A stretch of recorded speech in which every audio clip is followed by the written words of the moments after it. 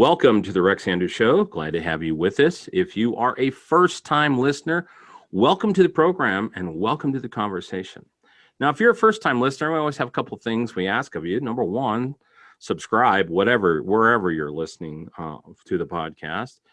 Two, don't forget to stop by the rexandrewsshow.com website. And the reason I asked you to do that is when we tell people's stories on the show, we just kind of scratch the surface of their icebergs. And so their biographies are out there, links to their businesses, their social media, etc. So please do stop by the show website to do that. And number three, I'm not bashful. I will beg. I won't get on my knees, but I have a caller on today. So I am a well-dressed beggar. And so if you like what we're doing, please give us those great stars because it helps us with positioning in the app stores. So thank you very much. All right, we'd like to recognize our listeners that tune in all over the world. We are listened to in 32 countries across 6 continents and in over 500 cities. And so if I had an opportunity to be able to market to those pesky penguins and probably more important, help them recharge their cell phones, we'd probably have listeners in Antarctica too. All right, so special feature that I offer each time we do a new episode is to recognize those who might be tuning in from all over the globe. So I would like to welcome to the show today the folks listening in Leander, Texas. I was just looking at the stats this morning. So welcome back, those in Leander. All right, great show today. Excited to have our guest on. She's coming to us from over the pond. And it depends on what your perspective is. Maybe it's the right side of the ocean. We'll see. Really excited about this because I was booking her the topic. I think this is going to be a very interesting topic because it is so important in this day and age. But before we expose her name, I'd like to explain a few things about her. She's coming to us from Hereford, UK, which is actually, if anybody are rural and anybody to do with cattle, that's the home of the Hereford brand, the Hereford breed. So now she's not part of the Herefords, but she knows that. Okay. She is a relationship and dating coach. Okay. But she does this at a little different level than most people. She's into behavioral profiles and that whole science of being able to profile people. And then in addition to that, she's a body language expert.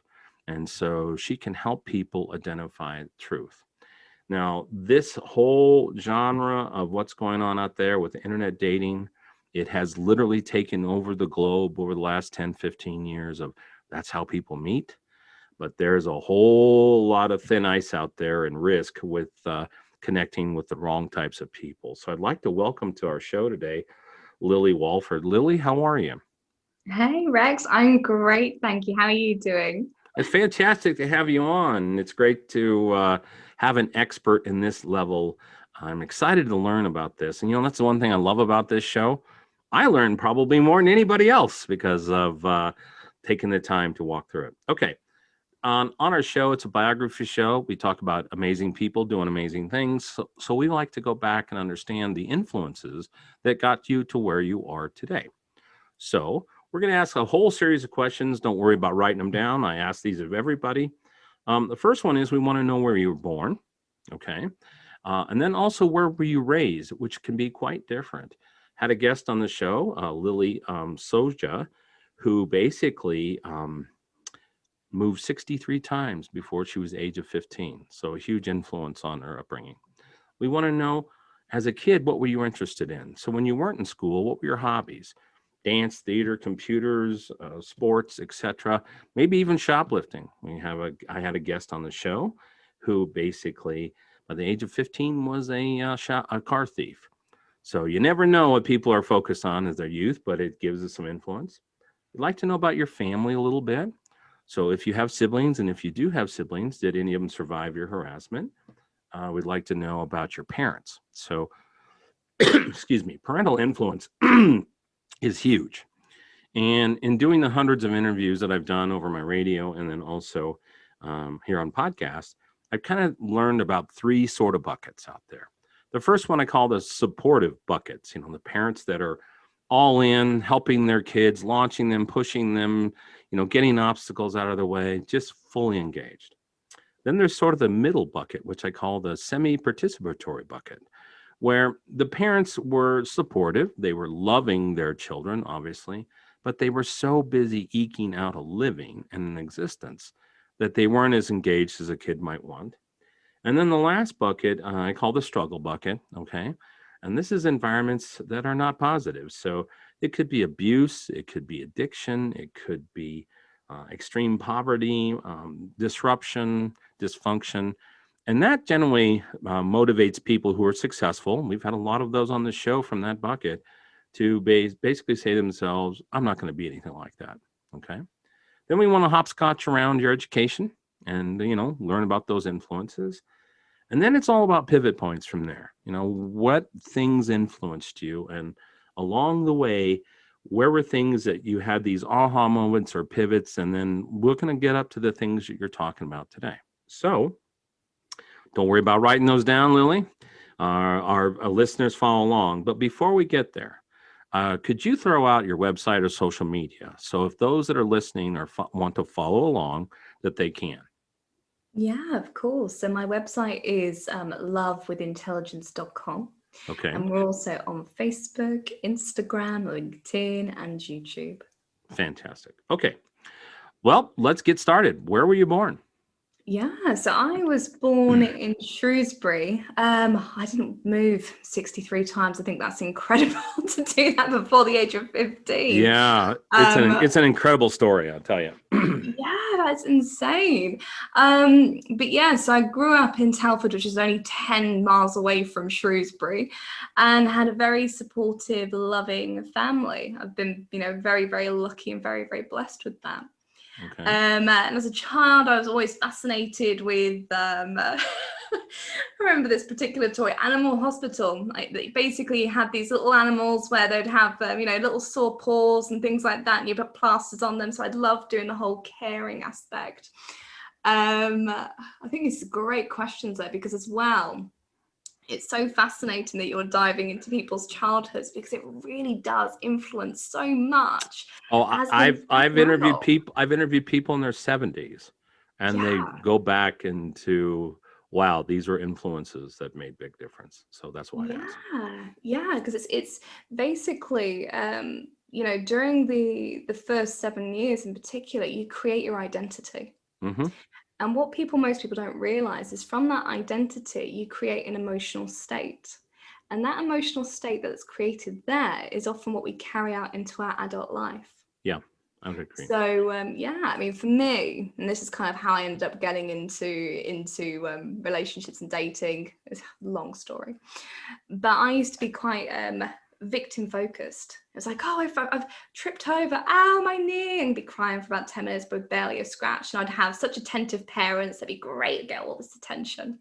And I brought that into my relationship. So I ended up dating, narcissistic, abusive kind of partners, because they put me in that victimized state, which I was creating, because that's what I love to create as a child without realizing. Mm-hmm. So it's fascinating that you're bringing that up. But my education, my background originally, I was an accountant. So I literally did all my studying. Everything was numbers. Everything was logical, until I started to actually question what it was that I really wanted out of life. Okay. And so hold on. Now you skipped ahead. We got to go back and figure out a few more things. Tell us a little bit about your family. Do you have siblings? I do, yes. So I've got a sister who's 16 months younger than me, called Laura. Okay. And I've actually got an adopted sister as well. My parents, they fostered children when I was a teenager. And we had children living with us from all different backgrounds. Okay. And Lottie, who's my little adopted sister, she came to live with us when she was 4 weeks old. Oh, wow. Yeah. And usually with fostering, it's just a temporary thing. Sure. But we just all fell in love with her. And she became legally a part of our family. Okay. So I've got two sisters. How was the dynamics with your sisters then? Oh, fantastic. I'm very lucky to have a really close family.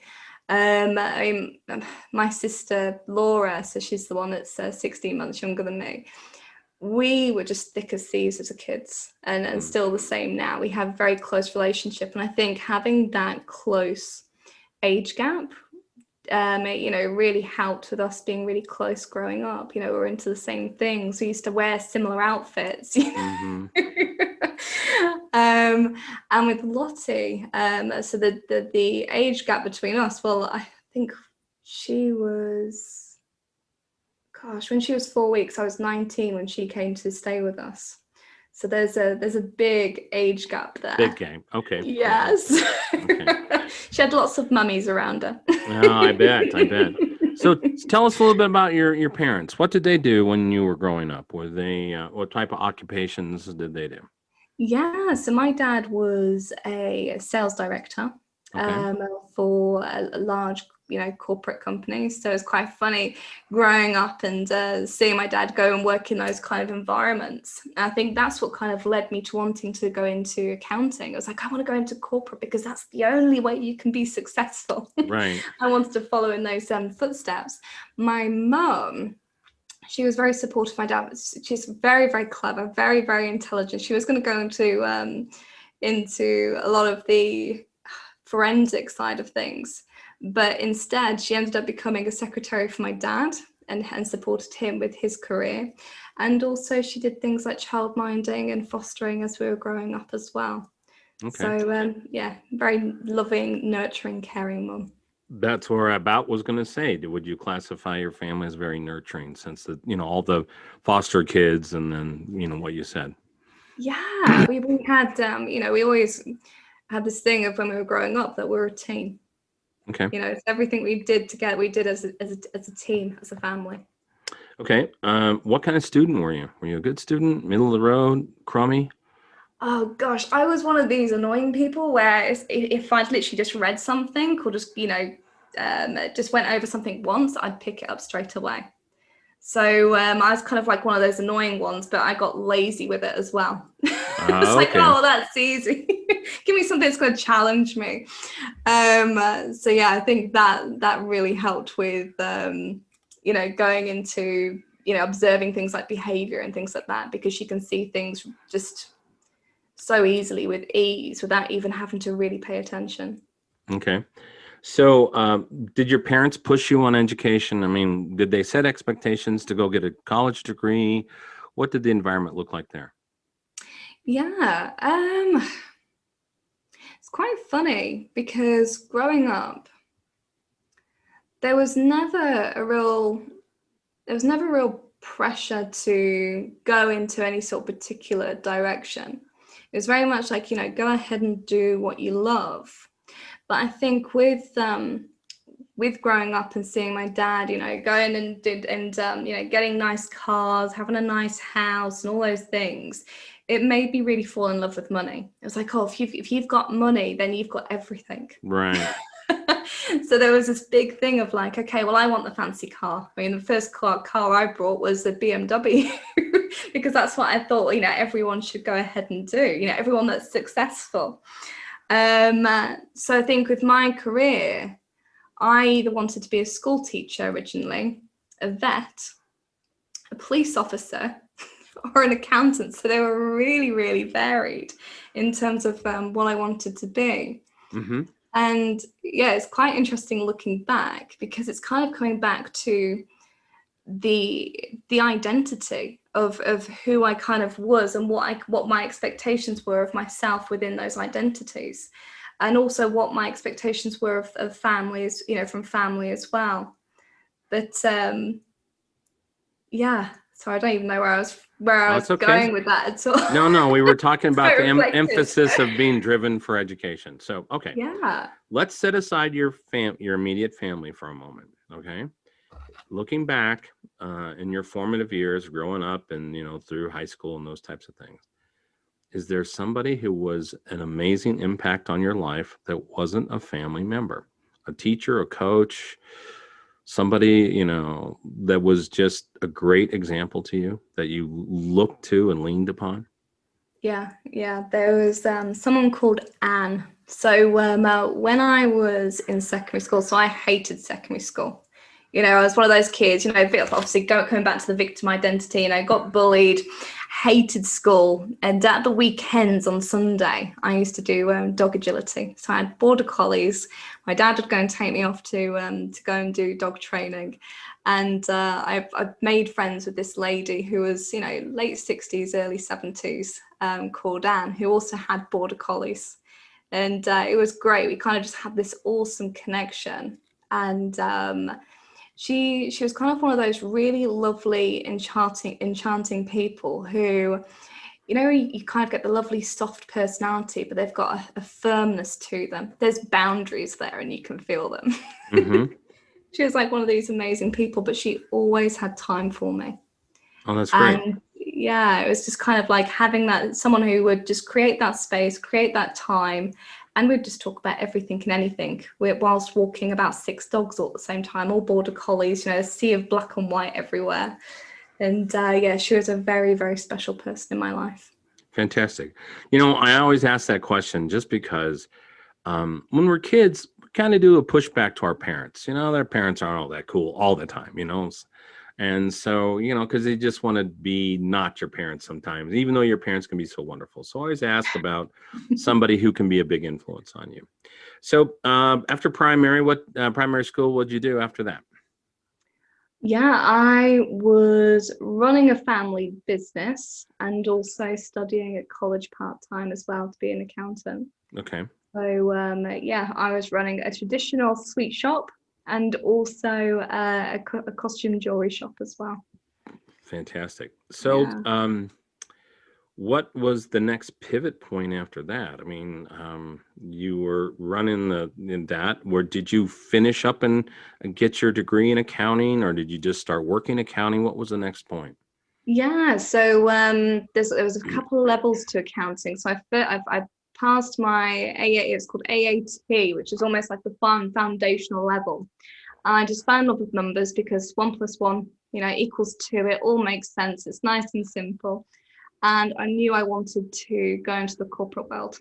Working for yourself is great, but it's almost like, well, I don't want to feel like I've, made it because mum and daddy have set up a business for me. It's like, I want to go out on my own and see what I can do within corporate.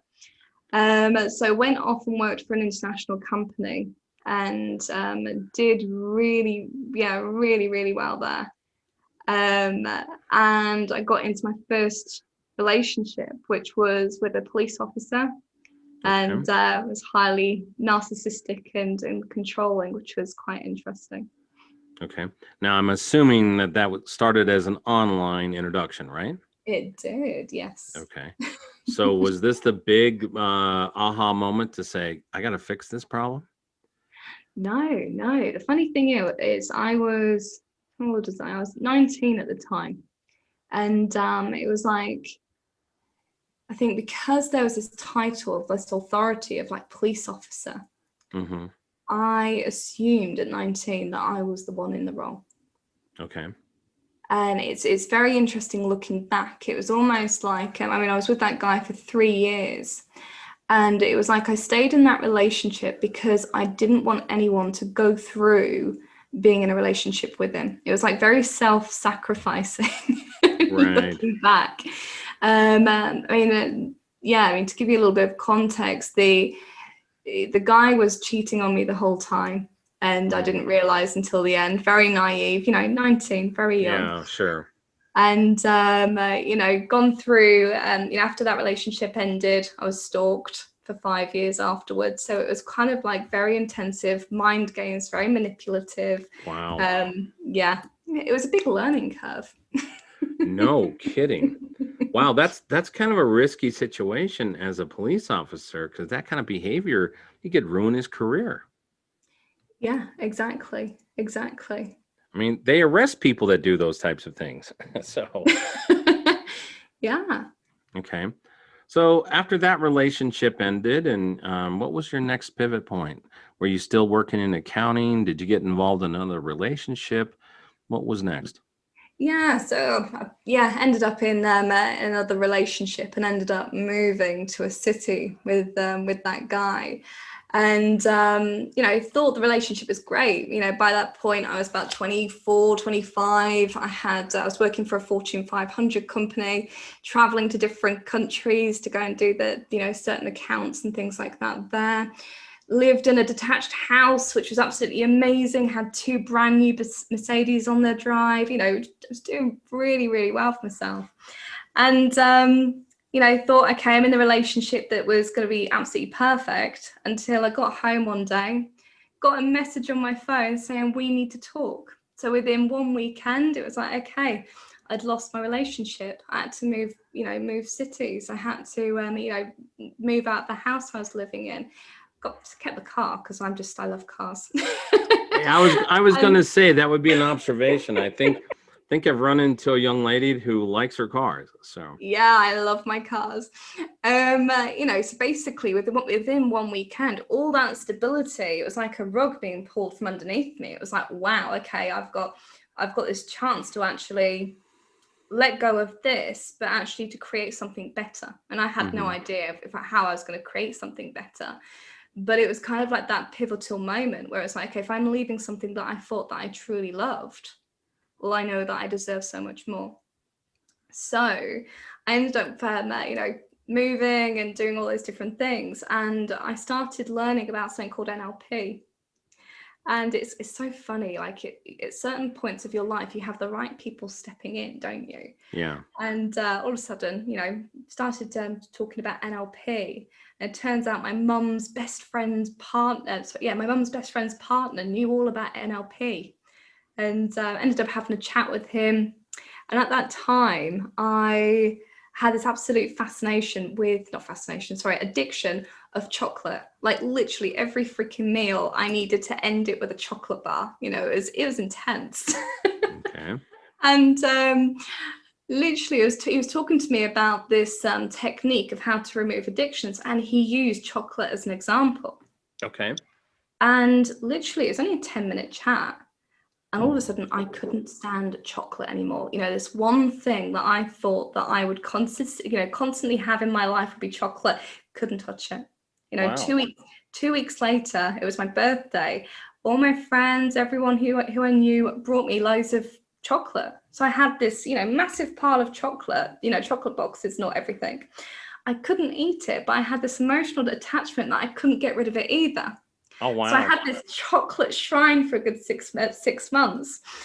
But it made me realize that if something that powerful can work within 10 minutes, I need to learn more about it. It really it hooked me. So I think it was within 1 year, I learned NLP, hypnotherapy, coaching, public speaking. I launched a business. So I literally did all of those things, had this huge transformational, personal development journey. Mm-hmm. And then I realized it still wasn't enough. It was like, oh great, goodness. Okay, I've got like confidence, I've got self-worth, I've got all these different things. I was going out dating and realizing, okay, I'm still attracting people who aren't quite right for me. Right. Why? So let me ask you a question, if you could help the listeners, because not everybody will be familiar. Explain what NLP is. Oh, yeah. If you go on the internet, you'll find so many different definitions. But NLP, it stands for Neuro-Linguistic Programming. Right. And the way I would personally describe it is it's the way that we can communicate directly to the subconscious. So the subconscious will actually communicate with colors, symbols, feelings, emotions, all those different things. And when you can communicate at that level, you can make big and lasting changes. So for example, if you had, let's say you went through a breakup, and I just said, I'll just get over them already. Mm-hmm. You consciously can't do it. But through NLP, you can kind of get into the subconscious so you can release it in a nice, powerful, and easy way. Okay, fantastic. So what did you and your car do next? So, it was quite interesting, actually. So from realizing, actually, there's a real good turning point with this. Okay. So I was on a dating site, and when you start messaging someone and you know that the connection's just not quite there. Sure. You sort of do the nice, polite thing and just carry on the conversation until it's time just to end it. And so I ended the conversation, and the next day they reached out to me again. I just thought, okay, just ignore it. It's fine. There's no point leading someone on. And the following day after that, so bear in mind, this guy only had my first name. He had my profile picture. He managed to find out where I lived and sent me 12 roses to my address. Wow. And from being stalked previously for 5 years, it was like, okay, alarm bells are going right now. I can't block this guy. This guy knows who I live, where I live. And it completely freaked me out. Wow. And it's funny because in those circumstances, a lot of people would actually give in. So, for example, when I told my mum, I was going, "Mum, I've just had these roses sent to my job, sent to my address. He's just found this out for my first name and my profile picture." She turned around to me and said, "Okay, so when are you going to see him? That's really sweet." And my mum, she's so caring and loving. She couldn't see what was wrong with that situation. And it comes back to Robert Cialdini's, influence techniques of when you give something, people expect you to give back. So people are usually hooked in those circumstances. Mm-hmm. But at the time, I had a friend who was doing training with Chase Hughes. Now, Chase, he's a world leader in behavioral profiling. He's trained, 2,500 military operatives. He's got $30 million of government-backed research. The guy is insane. Mm-hmm. And I literally reached out to my friend and said, "Oh my gosh, this guy sent me these roses, sent all the messages, the profile to my friend, and he actually forwarded it on to Chase for me. And Chase literally come back and said, "Right, okay, this is what you need to go ahead and do." And no word of a lie, within just a few messages to this guy, without being, to the stalker guy, without being rude, without being confrontational, Mm-hmm. without having to do the whole blocking thing, it suddenly just literally stopped this guy from wanting to chase me anymore. Really? Yeah, he just suddenly left me alone. I mean, if I'd known that, back with the guy who was stalking me for 5 years. Oh, you would have saved yourself. That would have been great. Yeah. And it made me realize that this is something that I needed to learn from my clients. If I was teaching them how to go ahead and date, or if I was teaching them to go ahead and pick someone who is right for them, well, safety comes first. It's like no one's teaching, okay, how do you stay safe in these circumstances? How do you actually pick someone who's actually safe to be with? And from there, I actually partnered up in business with Chase. I was mentored by him for a few years. And from that, it's being able to actually profile people within a few minutes, so 6 minutes or less, and also how to tell if someone's telling the truth or not within the moment. Wow. And they can be such game changers when it comes to dating. Now, when you met Chase and all this stuff, is this the part where you guys started this business? Did you jump into it full time? Were you still in the corporate world? What did that look like? So when I actually launched, let's try and think of this timeline now. So I launched my business 6 months after I started NLP. And then I think it was in 3 months of launching, I was earning more than my corporate salary per month. So I think it was only 6 months after that I left my full-time job. But at that point, I was fully self-employed, and then I partnered up within business with Chase. Okay. So do you primarily work with women? Do you work with women and men? What does your portfolio look like for your clients? Yeah, about 90% women, 10% men. Okay. Yeah. Well, yeah, that doesn't surprise me because I'm probably a stalker. Because men, now again, I'm going to say a generalization. Men tend to be the ones who are reaching out to women, and so I would think that women need more defensive and clarity than men would. That'd be my guess. Yeah, well, it's quite interesting because the thing that sort of led me to start up this business, I found out, and bear in mind, the UK is quite small. So 2 women every week in the UK get killed by their partners or ex-partners, which is crazy. And then you've got, in America, 1 in 3 women and 1 in 4 men go through physically abusive relationships. Wow. So it just shows, not being funny, we all know more than 4 people. So you can imagine how many people within your social circles have gone through a physically abusive relationship. Wow. So it made me realize the importance of actually picking someone who's safe to be with But also, it goes deeper than that. It's actually picking someone to actually build a safe family unit with as well. Right. Which is just, so important, because when you come back to that childhood element and the way childhood influences our adulthood, it's huge. It's huge. So, how do you deliver your training now in your teaching? Do you do this on one-to-one? Do you have programs? I mean, what does that look like? Yeah, so I do a lot of programs. So I do programs and a hybrid of coaching alongside as well.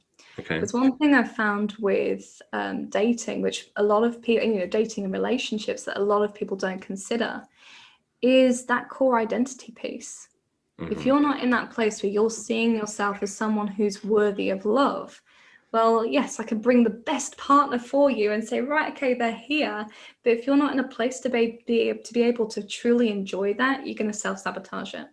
Wow. So, how long does these training last? Do you have something is it a short term? Is it over months and months, years? I mean, what does the delivery look like? Yeah, so we've got two. So we've got a 12-week program, and that goes into, the behavioral profiling elements and all the body language and all those different things. And then for those that really want to deep dive into it, we've got a year-long program as well. Okay. Does it take people? I mean, you must have quite a bit of detail if it takes a year to really learn this stuff. What's the biggest of those things that you're teaching in NLP and then the behavioral profiling? Which one's the hardest one for people to learn? Oh, yeah, it's a really good question. Yeah, it's interesting, actually. I think the interesting part of this is that it's something that we're already doing subconsciously anyway. Okay. So, when you kind of like get that gut feeling of like, oh, I don't like this person, or something feels off. Right. It's like being able to suddenly see that picture in HD. So having the profiling and those bits and pieces, it's like you can actually see what you're feeling.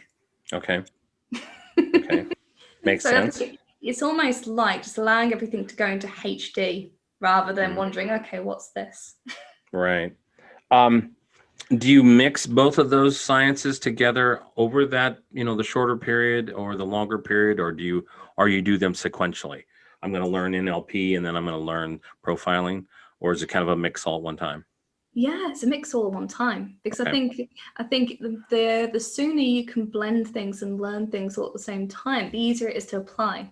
If you're suddenly learning a skill set separately, it's like suddenly like, when you're driving a car, it's like, oh gosh, I've got the steering wheel, then I've got the brakes, and I've got this. Yeah. If you're learning it all separately, it's going to feel clunky. Okay. If you learn it all together in one go, it's going to feel easier, and you're going to find the flow a lot easier. Okay. So with the behavioral profiles, this is what's really interesting me. And I'm fairly knowledgeable about NLP. Behavioral profiles, are you able to do that without actually seeing the person, or are you because online dating, there's an element of, I see a picture, I see profile information, and then you have some conversations, possibly maybe those conversations are through digital or text, and then there might be voice. Are you able to start profiling people very quickly just by looking at that profile? Yeah, so literally we can profile people from just even photos. Okay. So, for example, I had one lady reach out to me and she goes, oh, I'm going on this date. I'm like, okay, she tells me more about the person. I said, okay, show me the photos. And she sent me these 3 photos from this guy's dating profile, and I told her to cancel the date. And the main reason why was from photos, you can see someone's emotional range. So, when you see like a mugshot, for example, and that person's got no expression at all. Okay, they've got no expression. They're not smiling. They're not really engaged in that photo. If you see that throughout a set of dating profile pictures, that can be a huge red flag in terms of someone not being emotionally engaged, and in tune with their own emotions. So, for example, narcissists, a true narcissist, the scientific background research of a narcissist is someone who has the empathy part of the brain is actually underdeveloped. Okay, I didn't know that. Yeah, so it's not like I think narcissist has turned into such a buzzword nowadays. It's like someone who loves themselves and all that. But no, there's a scientific term with it. So if you can see someone who can't, fully smile or fully express themselves in a photo, in several sets of photos, that's a huge red flag. And I actually learned this from someone called Ben Cardle, and I brought him onto my team because he's just freaking awesome. Before I did, I tested him. I actually went and found a dating profile, and I knew it was a very interesting dating profile. And I sent it to him, and literally within a few minutes, he sent me this voice message back. And it's quite funny because it's 3 minutes long, but you can hear him in the bath in the background. But literally within that 3-minute voice note, when he was looking at those photos, he was saying, right, okay, this person is aggressive. This person is trying to appeal to younger people. This person is actually married. This person's also a drug user. This person is also violent. And the funny thing is, what he didn't know was I'd taken those profile pictures from an article of someone who's a paedophile and a murderer. Oh my goodness. And he'd literally just managed to decode that within 3 minutes. And that's something that we share with our clients on how to go ahead and do. Because what you want to do, if you can find the danger straight away before even engaging with that person, you're saving yourself there. A little bit like with me when I was talking to that guy who ended up stalking me. Mm-hmm. If I had seen from his picture that he wasn't someone who's going to be able to have a healthy relationship with, I could have avoided being in a position where he could have found out where I lived. Oh, wow. Wow. So let me ask you this question. Do you eat your own dog food and practice what you preach in your own personal life? Yes, Okay. you have to.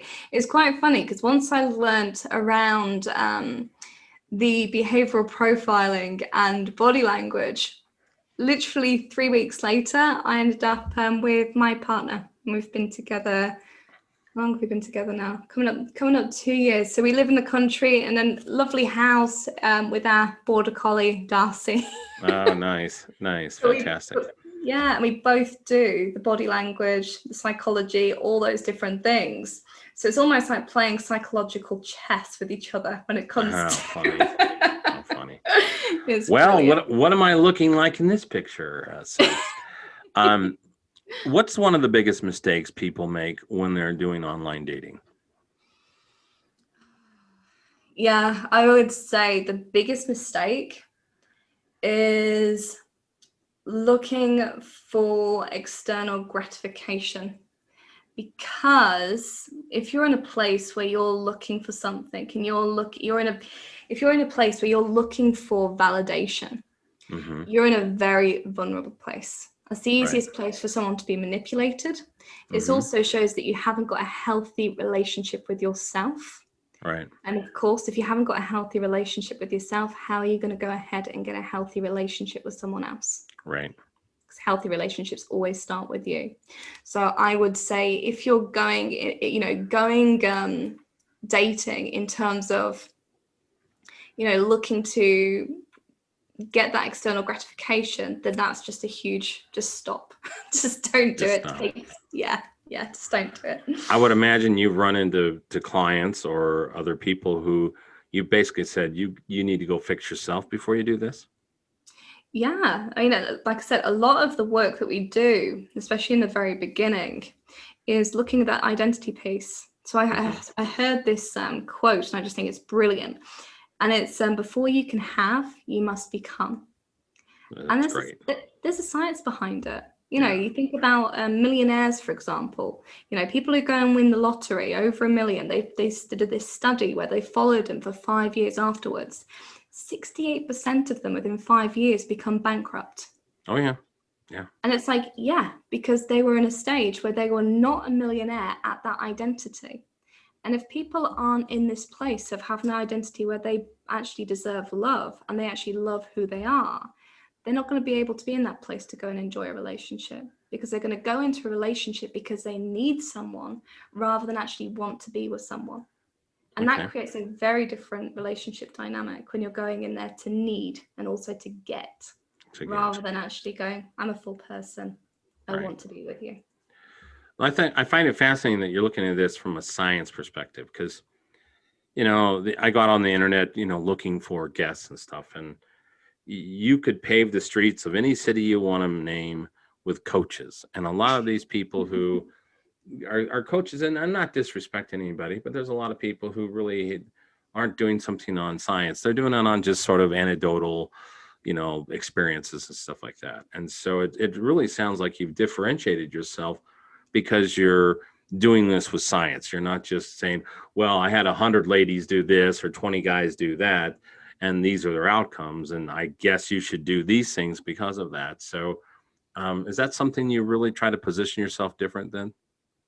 I think it's just important. I think in terms of what I wanted or what I needed back then, it was a step-by-step guide. Like I said, my background was in accounting. 1 + 1 = 2. It's like, don't give me the fluff. Give me the steps. What do I need to go ahead and do? And how do I know that I'm working towards the things that I need to? Right. I think that's something that's really important to my clients too. It's like, and I love spirituality. I love the manifesting side of things. But if you needed a job, you wouldn't sit there and go, okay, please, can I just have this job? Without pulling CVs out and doing the things that you need to do in the background to go ahead and get it. And It's the same thing with partners. So what's the biggest satisfaction out of your job? Oh my gosh. I don't even know where to start. I was going to say the first thing that popped to mind was the wedding invitations. Well, that's good. That's not a bad place to be. That's success, right? Yeah. I think, oh gosh, I've had so many really lovely success stories. I think, seeing people who have been in places where they've had, full-on depression and never thought they would be able to find love, or people that have never had like a long-term relationship over a year or even over 6 months, suddenly go into a loving relationship and go, oh, I didn't realize it actually felt like this. Oh my goodness, noticing the difference. Yeah, that's great. Now, is there anything part of your job that your work that you don't enjoy? Ooh, no. I love all of it. I think you're full on. You're full in. Oh gosh, yeah. I think it's like I think it's funny because even the darker moments where you're diving into some of the core elements that feel a bit painful, feel uncomfortable, it's even like in those moments you're training people to understand that there's something great from past experiences, whether it's past trauma, whether it's I've worked with people who have gone through sexual assault and things like that, from them to be able to come out of that from being a victim to actually being empowered and feeling actually accepting of their story and their life, to then go on to a loving relationship. It's freaking awesome. Imagine that's great. Well, it's been great to have you on today and learn about this fascinating science. I think it is so needed because, people of all ages are on dating sites now. I mean, from the young and inexperienced, right out of their teens, to people who've kind of gotten on in life and empty nesters and their life changes and stuff. So, this is universal. It's, probably from about 17, 18 up, could use your services. Yeah, fantastic. So what's next? What's next on the horizon? Wow. So what's next? I am writing a book at the moment. Fantastic. So I'm super excited. I'm writing it around helping people to go ahead and date and also heal from narcissistic relationships. Fantastic. Do you have a release date you have in mind for that yet? Not yet, but it'd be roughly around December. Fantastic. Well, we'll have to get you back on and hear about this book because I think it's fascinating what you're doing. All right. Well, I got one last question for you that I ask all my guests, and it's a little bit of a left-handed question. In the Western cultures, we all have this concept that we kind of buy into, this thing called a bucket list. And in fact, I have interviewed the bucket list guy, and that's his website, thebucketlistguy.com. His name is Trav Bell. He's down in Melbourne, Australia. Anyway, fascinating guy. Great interview. Anyway, so there's a list of bucket things that we want to do before our time is over, right? But there's always an opposite of everything in the universe. So there's an opposite list, okay? Things you don't want to do, have no interest in do, or don't want to repeat, okay? Now, that list rhymes with bucket and starts with an F, but this is kind of a family show, so I'm not going to say that, okay? Now, what might be an item or two that's on your F it list? Now, I'll give you some samples from my world. I'm never going to have a collection of snakes. Not going to happen. Not eating any more sardines, caviar, or monkey brains. Not going to do those anymore. And then this one I did a few years back, and I actually did an episode on it, shared the experience, and never again. I will never, ever do a Lakota Sioux sweat lodge. The concept of excessive heat, excessive humidity, excessive chanting, and drumming with a slice of nudity, I'm not going to do that. So what might be an item or two that's on Lily's F it list? Oh my gosh, I think the first one is skydiving. I would never do a skydive. Okay, that's good. A lot of people say I'm not jumping out of a plane. That's a good one. No, yeah, I think just survival instincts there. Okay. Anything else? See, the one next time you hear someone say bucket list, you're going to remember this conversation. I seriously am. I think one thing that's quite interesting though is I've gone through stages where I've gone, oh, I'll never do X, Y, Z. I've always gone ahead and done it. So never know. Skydive might be next. Oh, you never know. Well, you always have you always have room to change. You always have to change your mind. And I'm not sure why. I don't think I've ever met a woman that's changed her mind. So that happens every day. Well, thanks for coming on. It's been wonderful. You've been so transparent. You've been help us to understand who you are and how you got there and what you're up to. Success doesn't fall out of the sky. It's a journey, and it was great for you to come on today, if I could talk, and share your journey. So thank you for coming on. Oh, thank you so much, Rex. I've really enjoyed it. All right, great. Folks, we'll call this an episode for today. Don't forget to stop by her website. And Lily, will you please, oh my goodness, I am tongue-tied today. Lily, will you please give out your website again? Yeah, of course it can. So that's lovewithintelligence.com. Lovewithintelligence.com. And don't forget to stop by the show website, rexandrewshow.com, so you can catch all of our information and information on all of our guests and upcoming guests. We roughly have about 60 in the queue to come on to be interviewed. So it's always great to see who's been there and then who's coming up. So until next time, thank you for tuning in and being a part of this today. Until next time, we'll say the three things that we say every time. Be safe, but be bold, and make it a great day.